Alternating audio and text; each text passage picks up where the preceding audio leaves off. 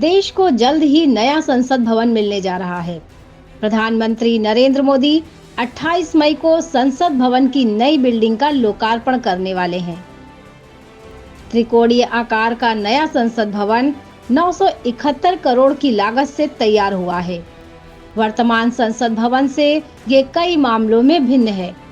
मौजूदा लोकसभा में 550 सांसदों के बैठने की जगह है, जबकि नई बिल्डिंग की लोकसभा में 888 सीटें बनाई गई हैं।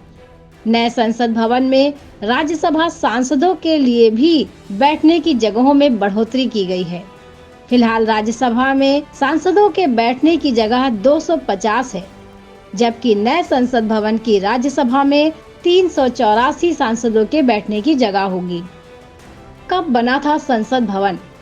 देश में एक तरफ आजादी का आंदोलन शुरू हो चुका था, लेकिन दूसरी तरफ दिल्ली में अंग्रेज सरकार हाउस ऑफ पार्लियामेंट का निर्माण कर रही थी। अंग्रेजों ने दिल्ली में राजधानी बनाने के इरादे से प्रशासनिक ढांचे के संचालन के लिए इसे बनाना शुरू किया था। ड्यूक ऑफ कनॉट ने 12 फरवरी 1921 को इस बिल्डिंग की नींव रखी थी। ये दिल्ली के बीचों बीच स्थित है। संसद भवन इंडिया गेट के पास और राष्ट्रपति भवन से करीब 750 मीटर की दूरी पर स्थित है। देश जब आजाद हुआ तो संविधान सभा ने इसे अपने अधिकार में ले लिया। सन 1950 में संविधान लागू होने के बाद इसे भारतीय संसद का रूप दिया गया। कितना हुआ खर्च और किसने किया डिजाइन? संसद भवन के बाहर 144 स्तंभ बनाए गए।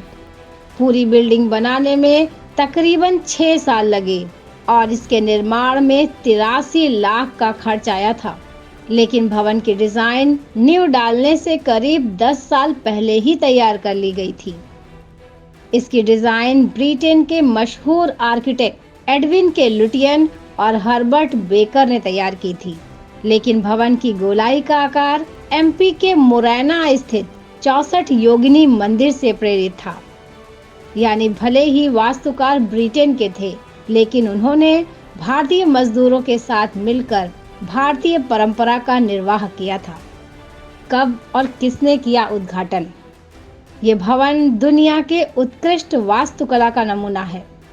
हाउस ऑफ पार्लियामेंट यानी संसद भवन 1921 में बनकर तैयार हो गया। उस वक्त भारत के वायसराय लॉर्ड इरविन थे। उन्हीं का शासन चलता था। लिहाजा लॉर्ड इरविन ने ही 18 जनवरी 1927 को इस भवन का उद्घाटन किया था। इसका नाम हाउस ऑफ पार्लियामेंट इसलिए दिया गया था क्योंकि ब्रिटिश विधान परिषद इसी के तहत काम करती थी। Bureau report, ATF Hindi news.